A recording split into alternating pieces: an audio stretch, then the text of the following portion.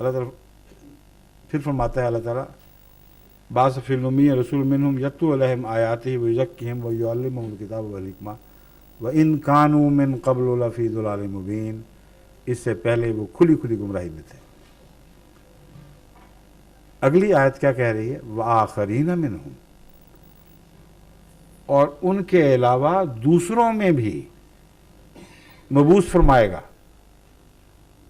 اور کسی نبی کی بات ہی نہیں ہو رہی، محمد رسول اللہ کو مبعوث فرمائے گا، ان کے سوا اور لوگوں میں بھی، لیکن ساتھ والے نہیں ہیں تمہارے ساتھ ملتے جلتے، وہ بعد کے آنے والے کچھ دوسرے لوگ ہیں، لما یلحقوا بہم، جن کا ان سے کوئی رابطہ نہیں ہوا، ان میں بھی حضرت محمد رسول اللہ کو بھیجے گا۔ وَهُوَ الْعَزِيزُ الْحَكِيمُ، اور وہ غالب اور بزرگی والا ہے اور حکمت والا ہے۔ ایسا کیوں ہوگا؟ فرمایا ذَلِكَ فضل اللہ، یہ اللہ کا فضل ہے، یوتی ہے من یشاء، جسے چاہتا ہے یہ فضل دے گا، کوئی اس کے ہاتھ روک نہیں سکتا، کوئی یہ نہیں کہہ سکتا کہ عرب کو دو کہ عجم کو دو، وہ مالک ہے، مختار ہے۔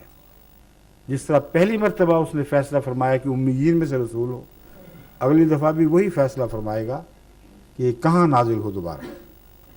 آخرین منہم لما یلحقوا بہم وہو العزیز الحکیم ذالک فضل اللہ یؤتیہ من یشاء، اللہ کا فضل جسے چاہے دے، وہو العزیز الحکیم۔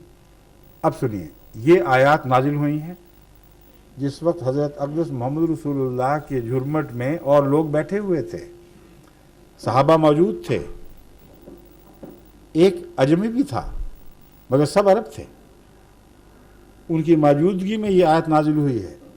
بخاری شریف بتا رہی ہے کہ یہ اس کا نزول کا واقعہ ہے، اور اس کی شان نزول یہ ہے، اس طرح نازل ہوئی، اور اس کے نازل ہونے پر صحابہ نے تعجب سے ایک سوال کیا۔ سوال کرنے والے نے پوچھا کہ یا رسول اللہ وہ کون لوگ ہوں گے جن کی بات یہ آیت کر رہی ہے؟ یہ سمجھے کہ محمد رسول اللہ دوبارہ نازل ہوں گے، کیونکہ اور کسی نبی کی بات نہیں ہو رہی، اس لیے یہ پوچھا ہی نہیں کسی نے کہ کیا رسول اللہ آپ دوبارہ نازل ہوں گے، اس لیے کہ انڈرسٹوڈ سمجھا انہوں نے۔ یہ آیت کہہ رہی تھی کہ آخرین میں یہ نبی مبعوث ہوا ہے اور آخرین میں بھی یہی مبعوث ہوگا، تو یہ سوال کرنے کی ضرورت نہ سمجھی۔ فرمایا وہ کون لوگ ہوں گے، وہ کون سے آخرین ہیں جن کی بات ہو رہی ہے؟ 3 دفعہ جب یہ سوال دہرایا گیا، تیسری دفعہ آن حضرت صلی اللہ علیہ وآلہ وسلم نے سلمان فارسی جو بیٹھے ہوئے تھے ان کے کندھے پر ہاتھ رکھا یوں، اور کیا جواب دیا؟ لو کان الایمان عند الثریا لنالہ رجل من ہؤلاء، اور دوسری روایت میں رجال من ہؤلاء، ایک مرد کی بات نہیں، کئی ایسے مرد پاک ہوں گے جو یہ کام کریں گے۔ بس اس آیت کا یہ مطلب ہے۔ اب کیا آن حضرت صلی اللہ علیہ وآلہ وسلم سے بڑھ کر قرآن کی واضح آیات کی تشریح کوئی اور دنیا میں کر سکتا ہے؟ اور وہ تشریح جسے بخاری نے محفوظ کیا ہو، وہ تشریح جس پر نہ سنی نے اعتراض کیا نہ شیعہ نے اعتراض کیا، اور یہ تشریح ہے کیا؟ یہ بھی تو سوچیں۔ فرماتے ہیں لو کان الایمان عند الثریا، یعنی یہ واقعہ اس زمانے کا ہے، اس زمانے میں ہوگا جب کہ عملاً ایمان دنیا سے اٹھ جائے گا۔ اگر سریا پر بھی جا پہنچا، لنالہ رجل من ہؤلاء، اسے سریا سے واپس لے آئے گا ایک شخص جو ان لوگوں میں سے ہوگا۔ عرب کندھوں پہ ہاتھ نہیں رکھا، عجم کے کندھوں پہ ہاتھ رکھا ہے، اور جگہ کی نشاندہی فرما دی، زمانے کی تعیین کر دی، کیونکہ یہ ناممکن تھا کہ ادھر حضور اکرم صلی اللہ علیہ وسلم کا وصال ہوتا، ادھر ایمان سریا پر چڑھ جاتا، کچھ بھی باقی نہ رہتا۔ ایمان کو سریا پر چڑھنے میں بہت دیر لگنی تھی۔ رسول اللہ صلی اللہ علیہ وسلم فرماتے ہیں کہ پہلے 3 نسلیں تک تو نور ہی کی نسلیں ہوں گی، میرا نور زندہ قائم رہے گا۔ اندھیرا بعد میں آئے گا اور 1000 سال پھر اندھیرا رہے گا. تو یہ 1300 سال کے بعد ہونے والا واقعہ ہے جس کے متعلق کہا جا سکتا ہے کہ ایمان سریہ پر چلا گیا. یہ مطلب نہیں ہے کہ مسلمان اسلام کا انکار کر بیٹھیں گے. یہ مطلب نہیں ہے کہ نمازیں چھوڑ دیں گے. اس لیے یہ مطلب نہیں کہ دوسری حدیث اس مضمون کو کھول کر بیان فرما رہی ہے.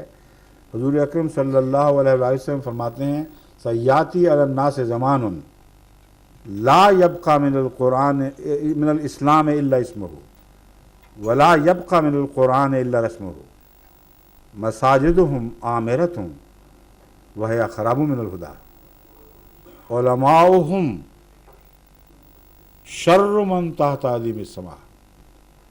وہ زمانہ جس میں ایمان کے اٹھنے کی بات ہو رہی ہے اس کی علامتیں، یہ کہتے ہیں علامتیں بھی تو بتاؤ. علامتیں یہ ہیں جو محمد رسول اللہ صلی اللہ علیہ وسلم نے خود بیان فرمائی ہیں. فرمایا جن آخرین میں میری باسط ثانیہ کا ذکر ہو رہا ہے ان میں نہیں آؤں گا، کوئی میرا غلام آئے گا اور اس کا آنا گویا میرا آنا ہوگا کیونکہ میرے مطیع ہوگا، نئی چیز لے کے نہیں آئے گا. کن میں سے ہوگا؟ عربوں میں سے نہیں ہوگا، اہل عجم میں سے ہوگا، کیونکہ ایک ہی عجمی تھا جس کے کندھے پر ہاتھ رکھا گیا. سلمان فارسی کہ ہم قوم ہوگا یا عجمی ہوگا، دونوں ترجمے آپ کر سکتے. اور پھر عجیب بات یہ فرمائی کہ وہ زمانہ جس میں ایمان سریہ پہ جا چکا ہوگا اس کی علامتیں یہ ہیں یاتی علی الناس زمان، ان لوگوں پر ایک زمانہ آئے گا کہ اسلام نام کا رہ جائے گا. الا اسمہ، اسم میں رہے گا، نام اسلام باقی نہیں ہوگا. ولا یبقى بالقرآن الا رسمہ، قرآن کریم تو نہیں اٹھے گا، اس کی تحریریں بہت ہوں گی، بڑی بڑی خوبصورت لکھائیاں ہوں گی، رسم ہوگی اس کی، مگر قرآن نہیں ہوگا. مساجد کا کیا حال ہے؟ فرمایا مساجد ویران نہیں ہوں گی، ہی عامرۃ، مساجد آباد ہوں گی، وہی خراب من الہدی، ان کی ان لوگوں کی مسجدیں بظاہر آباد ہوں گی لیکن ہدایت سے بالکل خالی ہوں گی. وہاں سیاست کی باتیں سنو گے، اپنی مرضی کے قصے بیان ہوں گے، ایک دوسرے سے جھگڑے کی باتیں سنو گے. ذکر الہی جن کے لیے مسجدوں کو خالص کیا گیا ہے اس محبت اور خلوص کے ساتھ وہاں ذکر نہیں چلے گا، وہاں غیر باتیں ہو رہی ہوں گی. اس لیے فرمایا مساجدہم عامرۃ، یہ غلط ہے کہ مساجد خالی ہوں گی، مساجد بھری رہیں گی. وہی خراب من الہدی، مگر حال یہ ہوگا کہ ہدایت سے خالی ہوگی. اب یہ ہے وہ مضمون کہ ایمان سریہ پر اٹھ جائے گا. رسول اللہ صلی اللہ علیہ وسلم خود بیان فرما چکے ہیں. کوئی سوچے کہ چلو اچھا ہوا علماء تو باقی ہوں گے نا، علماء سے جا کے ہم دوبارہ ہدایت لے لیں گے. فرمایا یہ بات بھی بھول جانا. علماؤہم شر من تحت عظیم السماء، ان کے علماء آسمان کے پردے کے نیچے سب سے بدترین مخلوق ہوں گے، سب سے شریر مخلوق ہوں گے. منہم تخرج من عندہم تخرج الفتنہ، من عندہم تخرج الفتنہ وفیہم تعود، کہ فتنے ان سے پھوٹیں گے سارے. جو علماء جو تمہاری امتوں کی امت کے ہوں گے، تم سمجھ رہے ہوگے کہ یہ ہمارے لیے دین کا سہارا دینے والے لوگ ہیں، ہمارے دین کا قائم رکھنے کے ذمہ دار ہیں. منہم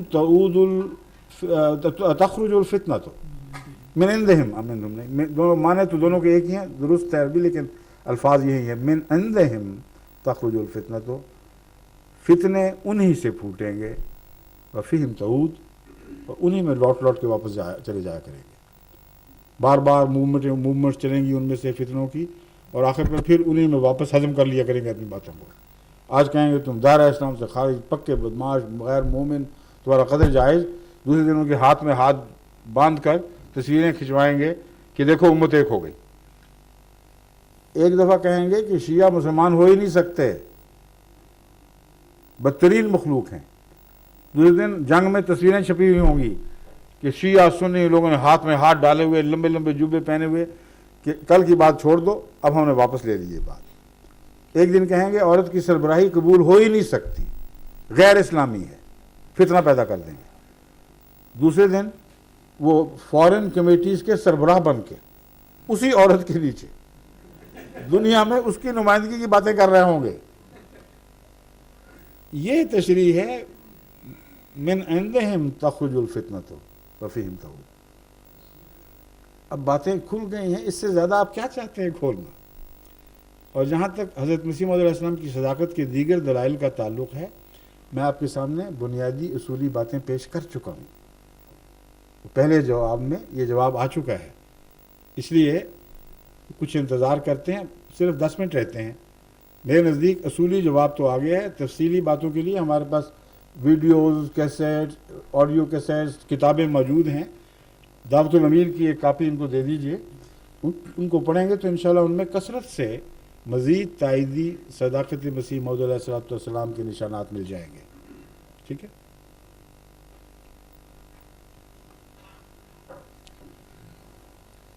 حضور 2 سوال اور ہیں۔ جی فرمائیے۔ یہ مشتاق احمد صاحب کا، میں مشتاق احمد صاحب سے درخواست کروں گا کہ آئیں اور سوال پیش کریں۔ ایک مشتاق صاحب تو وہ بیٹھے ہوئے ہیں۔ السلام علیکم۔ وعلیکم السلام ورحمۃ اللہ۔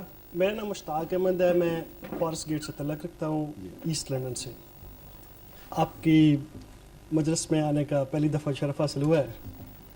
میرا کویسچن یہ ہے کہ عام طور پہ یہ خیال کیا جاتا ہے کہ جب حضرت مسیح موعود علیہ السلام جو آئیں گے اس وقت دجال بھی آئے گا۔ دجال جو ہے وہ کانا ہوگا، اس کے کان لمبے ہوں گے، اور عام طور پہ ذہن میں یہ چیز آتی ہے کہ کوئی دیو قسم کی چیز یا کوئی جن قسم کی چیز جی یہی الفاظ ہیں۔ آپ ایک چیز تو آپ یہ ایکسپلین کر دیں، ہے کہاں وہ دجال؟ ہاں جی، وہ دجال کہاں ہے، اس کے ساتھ کیا ہونا تھا، کیا ہوا؟ اور وہ گدھا بھی آپ نے پوچھا؟ اس کی طرف میں آ رہا تھا۔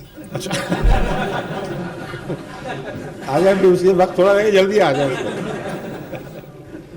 بھائی۔ تو اس کا جو گدھا ہے وہ بہت ہی بڑا ہوگا، تو نہیں، اگلی بات بھی بتائیں، آگ کھا کے چلے گا، جی ہے کہ نہیں؟ جی بالکل۔ وہ گدھا چارہ نہیں کھائے گا، دانے نہیں کھائے گا، جیسا کہانیوں میں آتا ہے نا کہ اس کی بیٹی، وزیر کی بیٹی کھاندی تے کھاندی کدواں نال۔ پنجابی کی کہانیوں میں اس قسم کی باتیں ہوتی ہیں۔ وہ کدو کے بغیر کچھ نہیں کھاتا۔ یہ جو گدھا ہے یہ کھاندہ تے کھاندہ اگ نال ہو اور کچھ نہیں کھائے گا، یہ بھی بتا دیں۔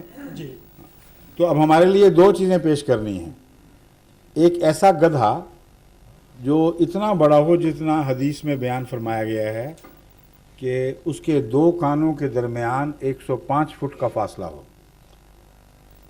اس کے پیٹ میں آگ ہو، وہ آگ کھا رہا ہو، اور پھر بھی سواریاں اس کے اندر بیٹھیں، وہ اتنا تیز چلے کہ مہینوں کا فاصلہ گھنٹوں میں طے کرے، ہر منزل پہ سے روانہ ہونے سے پہلے اعلان کرے کہ میں چلنے لگا ہوں، جس نے آنا ہے آ کے مجھ میں بیٹھ جائے۔ وہ خشکی پر ہی نہ چلے، سمندر میں بھی چلے، اور سمندر میں چلے تو اتنا بڑا ہو جائے وہی گدھا کہ اس کے اوپر دجال گندم کے یا دوسرے رزق کے پہاڑ بھیجے ان قوموں کی طرف جو اس کی سرداری تسلیم کرتے ہیں، اور غیر بھوکے مر جائیں اس کو پرواہ نہ ہو، وہ جہاز بھی بن جائے، یعنی سمندری جہاز، اور وہی گدھا ہوائی جہاز بھی بن جائے۔ فرمایا اس کی چھلانگ اتنی ہوگی کہ ایک پاؤں مشرق میں تو دوسرا مغرب میں جا کے ٹکے گا، اور سواریاں اس کے پہلو سے اس کے اندر بیٹھیں گی، اندر جائیں گی تو سیٹیں آرام دہ جگہ اور بجلی کے قمقمے روشن ہوں گے۔ یہ ساری باتیں بتائیں نا؟ جی اگر آپ بتاتے تو پہچان بھی جاتے، سوال ہی ختم ہو جانا تھا۔ اسے مولوی والی باتیں نہ کریں، میں ادب سے گزارش کرتا ہوں ساری بات بتا دیں تو سوال خود بخود حل ہوتا چلا جاتا ہے، سوائے ان کو جن کو توفیق نہیں باتیں سمجھنے کی۔ اس زمانے کی سواریوں کے متعلق اس سے زیادہ واضح اور عظیم پیشگوئی ناممکن تھی۔ इतनी वाज़ेह पेशगोई, रेलगाड़ी की पेशगोई आ गई, कारों की पेशगोई आ गई, हवाई जहाज़ों की पेशगोई आ गई। अगर कारों की नहीं तो हवाई जहाज़ के काम तो बाहर बड़े बड़े 105 फुट के फासले तक तो होते हैं।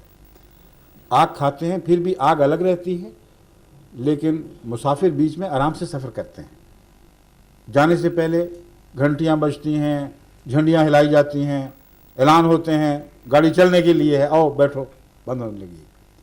एयरपोर्ट पर ऐलान हो रहे होते हैं हवाई जहाज़ उड़ने के लिए तैयार है, कराची से न्यूयॉर्क के लिए तैयार है, और फिर जब बैठ जाते हैं फिर सफ़र करते हैं। इतनी तफसीली पेशगोई सारी अंबिया की तारीख में से कोई निकाल के दिखाएं इस शान से पूरी हुई हो, और अभी गधा नजर ही नहीं आ रहा। तो वो दज्जाल जो इस गधे का मालिक है, जी जिसके मुतलिक फरमाया कि वो इस गधे की ताकत से इस पर सवार होकर दुनिया को फतह करेगा। वो कौन लोग हैं? हमने तो नहीं याद की इस बार, जी। मगरबी कौमें। वो सारी मगरबी कौमें वो हैं जो ईसाई भी हैं। तो आइंदा ज़माने में वो ईसाई ताकतें जिन्होंने दुनिया पर अरूज हासिल करना था, दुनिया पर एक अजीम गलबा हासिल करना था, और उनके गलबे का राज तेज़ रफ्तार सवारियों ने बनना था। उन तेज़ रफ्तार सवारियों का इम्तियाजी नुक्ता पहचान ये है कि वो सब फायर पावर पर चलने वाली सवारियाँ होनी थी, फॉडर पावर पर नहीं। ये पेशगोई पूरी हुई है कि नहीं? जी हो गई। तो फिर बात खत्म। अगर आपके पास टाइम हो तो मैं मेरे पास तो है, लेकिन एक सवाल और बाकी है, अभी आप इंतज़ार करें। चलें ठीक। उस सवाल के बाद अगर फिर वक्त हुआ तो मैं वापस आपको बुला लूँगा। चलिए। ठीक है, बैठे फिर। हजूर अगला सवाल मुकर्रम अब्दुल सलाम साहब जो वॉल्थम फॉरेस्ट से तशरीफ़ लाए हैं उनका है। मैं उनसे दरख्वास्त करूँगा। वॉल्थम फॉरेस्ट से वॉल्थम स्टोव, वॉल्थम फॉरेस्ट, ये दो अलग अलग जगह है ना? जी एक ही जगह का नाम है? Waltham forest. वॉल्थम स्टोव भी मैंने सुना हुआ है, एक उसके अंदर है। अच्छा, समझिए। हजूर मेरा सवाल तो लंबा है, ज़रा वजाहत तलब है। अगर टाइम कम है तो मैं ना करूँ वो सवाल। करके तो देखें, कुछ पता तो चले। बाजिया जी के रसूल अकरम सल्लल्लाहु अलैहि वसल्लम मबूस हुए, इस्लाम फैलाया उन्होंने और बहुत खूबसूरत तरीके से फैलाया, और उनका वो जो दावा है वो मक्का में छुपा छुपा रहा। उस दावे को तक़वियत उस वक्त मिली जब छुपा रहा, मतलब वो छुप कर दावा करते थे या दबे दबे भर, वो दावा बरमला नहीं था उस वक्त, ये दुरुस्त इतना खुल कर। नहीं, ये दुरुस्त नहीं। माफ़ करना, जी कुरान और तारीख़ इस्लाम इस बात को झुटला रहा है। आपका दावा बांगे बुलंद था, मक्के का हर शख्स उस के तक वो दावा पहुंचा है। एक भी नहीं था जिस पर वो दावा किसी मानों में मुबहम रहा हो। अहले मक्का ने जब आप पे दरवाजे बंद कर दिए दावा सुनने के बाद, तब आप बाहर की बस्तियों में निकले हैं, और फिर इर्द गिर्द वही उसी दावे को दूसरों तक पहुंचाना शुरू किया है। ये बात दुरुस्त है। जी। अब अगला सवाल, अगला हिस्सा बाकी सवाल का। जी, तो बहरहाल उसको जोश और वलवला और तक़वियत उस वक्त मिली जब एक इस्लामी तलवार। रियासत, जब तलवार उठाई गई, ये भी कह सकते हैं आप, लेकिन ये है कि मैं नहीं कह सकता मगर लोग कहते हैं। जी, हाँ, फरमाइए। जब एक इस्लामी रियासत की बुनियाद पड़ी मदीना में, और एक यानी एक मरकज़ देखें, ये आपको मिला तो मालूम होता है। मैं आपको बात समझता हूँ, आपका सवाल लंबा सही जी मगर मारूफ है, इसलिए अगर मैं इसको गलत समझ के जवाब दूं तो मुझे टोक देना। ठीक है। तशरीफ रखें। ये सवाल ज़्यादातर मौदूदी कुतुब के मुतालिया से उभरता है, क्योंकि मौदूदी साहब ने लिखा कि हज़रत सल्लल्लाहु अलैहि वसल्लम ने वाज़ो नसीहत के सारे ज़राए इस्तेमाल कर लिए, हिकमत और प्यार से समझाने की जितनी तदबीरें थी तैयार की, जब वो नाकाम रही और नसीहत बेकार गई, तब जब तलवार हाथ में लेकर आप निकले हैं तो सदियों के जंग उस तलवार ने काट दिए, और ये फतह इस्लाम है उनके नज़दीक। अगर तलवार के ज़रिए दिल फतह हो सकते हैं तो फिर इस्लाम की कोई भी हकीकत नहीं। वो मज़हब जो दलाइल और दावी से दिलों को घायल नहीं कर सकता, सर कटने पर अगर वो जराइज हो भी जाए उसकी हकीकत ही कोई नहीं। اور تاریخ اسلام اس بات کو جھٹلا رہی ہے. وہ اسٹیٹ قائم ہوئی ہی نہیں جس کے متعلق کہا جاتا ہے کہ اسٹیٹ قائم ہوئی تو اسلام پھیلا ہے. حضرت صلی اللہ علیہ وسلم مدینے میں گئے ہیں, مسلسل آپ کے خلاف سازشیں ہو رہی تھیں. اہل مدینہ سے ایک معاہدہ ہوا ہے, اس کا نام ہے میثاق مدینہ. اس میثاق مدینہ کی روح سے آپ نے وہاں زندگی بسر کرنے کے لیے گیو اینڈ ٹیک کے بعد اصولوں کو تسلیم کیا, اور مسلسل اس عرصے میں آپ کے خلاف, آپ کی امہات کے خلاف, آپ کی ازواج مطہرات کے خلاف, مسلمانوں کے خلاف سازشیں جاری رہی ہیں. زہر تک دینے کی کوشش کی جاتی رہی, اور غلبہ کہنا اس کو اس قدر ناجائز بات ہے کہ اس مدینے میں جہاں ابھی بھی آپ کو یہود اور دوسرے عیسائیوں پر عددی غلبہ نصیب نہیں ہوا تھا, وہ اسی طرح بندھے ہوئے قبیلے موجود تھے. اس مدینے پر جنگ احزاب میں سارے عرب قبائل امڑ آئے ہیں. تو یہ کہہ دینا کہ آپ کو فتح نصیب ہو گئی تھی, ریاست قائم کرتی, بالکل غلط بات ہے. جنگ بدر تو پیدا ہو ہی نہیں سکتی تھی. اگر مدینہ جاتے ہی ریاست نصیب ہو گئی تھی تو جنگ بدر کہاں سے آ گئی, جس میں تمام مسلمان چھوٹے بڑے بوڑھے کمزور ملا کر 313 تھے, اور اس کے مقابل پر مکے سے 250 میل سے چل کر آنے والے سوار جوان اونٹنیوں اور گھوڑیوں پر ان کی تعداد 1000 تھی. یہ کیسی ریاست تھی؟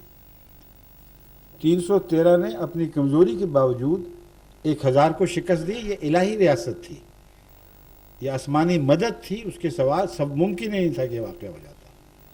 تلوار کا زور نہیں تھا. پھر اگلی جنگ دیکھیں, جنگ احد. اس میں حضرت صلی اللہ علیہ وآلہ وسلم کے مقابلے 700 کے مقابلے پر 3000 کا لشکر تھا, جم غفیر تھا. اور اس وقت بھی جب جنگ نے پلٹا کھایا ہے تو آپ کی حالت بالکل کمزوری کی تھی, یہاں تک کہ ایک موقع پر اعلان ہوا کہ آپ شہید ہو گئے. اور مدینے میں قرآن فرماتا ہے خوب منافقوں نے باتیں اڑائیں اور جگہ جگہ چہمگوئیاں ہوئیں, مذاق اڑائے جانے لگے, اور حضرت محمد صلی اللہ علیہ وسلم نے کوئی جوابی کارروائی نہیں کی. اس کو تلوار کی ریاست کہا جاتا ہے. پھر آگے جب جنگ احزاب ہوئی ہے تو حضرت صلی اللہ علیہ وسلم کے تمام حمایتی جو آپ کے ساتھ تھے, ٹوٹل تعداد 3000 سے زیادہ بتائی نہیں جاتی, اور سارے عرب قبائل نے آپ کو گھیر لیا تھا. اہل مدینہ نے اپنی مدد کھینچ لی. یہود نے اس خلاف وعدے کی خلاف ورزی کی کہ اگر کوئی حملہ آور ہوا تو ہم آپ سے دعا نہیں کریں گے, ہم آپ کے ساتھ ہو کے لڑیں گے. ساتھ لڑنا تو درکنار, ان سے سازشیں کیں اور پیٹھ میں چھرا گھونٹنے کی کوشش کی. تب وہ واقعات رونما ہوئے ہیں جو بنو قریظہ وغیرہ کو سزائیں ملی ہیں. تو اس کو کون اسلامی ریاست کہتا ہے؟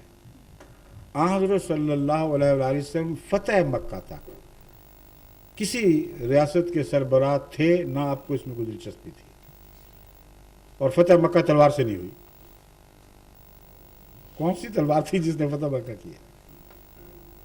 حکم تھا کہ تلوار چلائی نہ جائے, اور خدا کا وعدہ ہے اور ضرور میں فتح کروں گا.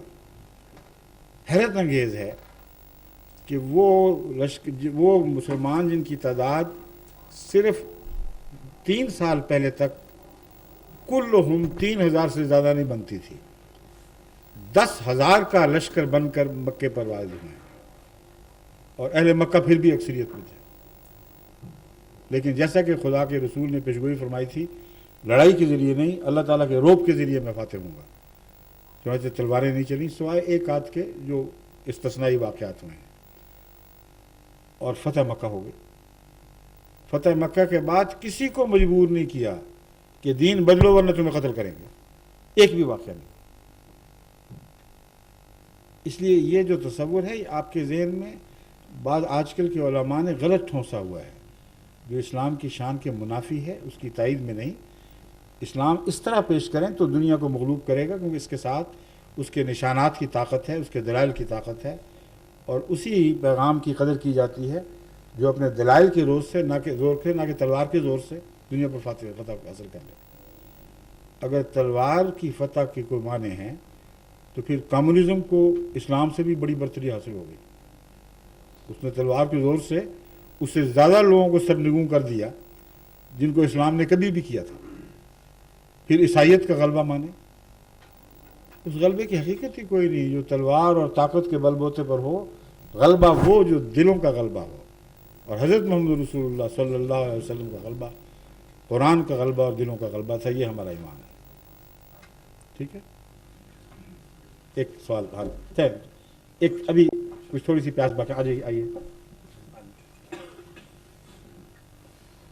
حضور اصل میں میرا سوال لمبا تھا، درمیان میں میرا مقصد یہ نہیں تھا کہ تلوار، میں یہ نہیں ثابت کرنا چاہتا.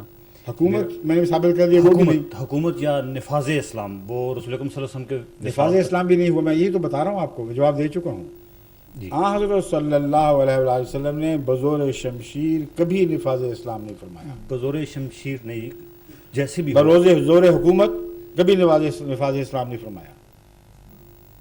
اسلام ان لوگوں پر نافذ ہوا ہے جو دل سے قبول کر گئے تھے، اور جو نہیں قبول کر گئے تھے ان پر ریاست اسلام اس لیے نافذ نہیں کر سکتی تھی کہ قرآن کریم فرماتا ہے صبح آتے تھے، مانتے تھے، شام کو مرتدوں کے نکل جاتے تھے.